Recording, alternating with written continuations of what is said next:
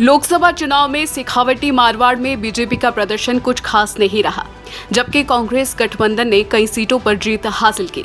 इसकी एक वजह आरएलपी गठबंधन के चलते जाटों का एक मुश्त वोट पड़ना भी है।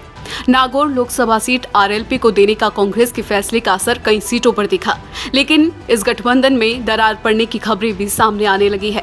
लोकसभा चुनाव जीतने के बाद आरएलपी संयोजक हनुमान बेनीवाल ने इंडिया गठबंधन की बैठक में नहीं बुलाए जाने को लेकर नाराजगी भी जाहिर की थी। साथ ही बाड़मेर सांसद उम्मेदाराम बेनीवाल के आरएलपी छोड़ कांग्रेस से चुनाव लड़ने के मामले में भी आपत्ति जाहिर करते हुए बयान दिया था।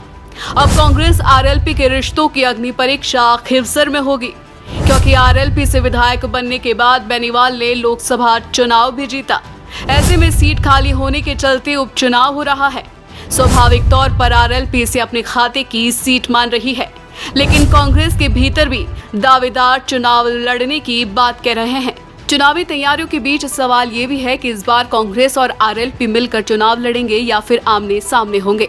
आरएलपी ने तैयारी जोरों शोरों से शुरू कर दी है। साथ ही बेनीवाल कह चुके हैं कि मेरा गठबंधन राज्य नहीं बल्कि राष्ट्रीय स्तर पर था। जाहिर तौर पर वह कांग्रेस के सामने दावेदार उतारने से भी परहेज नहीं करेंगे। इधर चुनावी तैयारियों के बीच कांग्रेस पार्टी की बैठक में कार्यकर्ताओं का गठबंधन को लेकर विरोध भी जारी है। जैसे ही बैठक शुरू हुई, पार्टी नेता जाकिर हुसैन ने कहा कि हमारी खिवसर विधानसभा सीट पिछले 20 वर्षों से कमजोर है। अब समय आ गया है कि एकजुट होकर यहाँ संगठन मजबूत करें। साथ ही उन्होंने राष्ट्रीय लोकतांत्रिक पार्टी के साथ गठबंधन की बात को भी दरकिनार किया।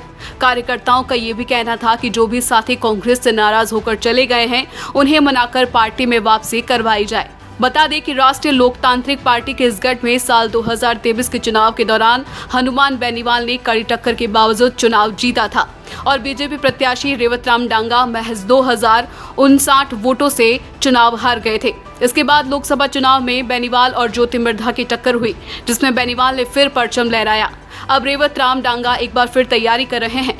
इधर ज्योति मिर्धा के चुनाव लड़ने की चर्चाओं के चलते भी बीजेपी में खलबली मची हुई है।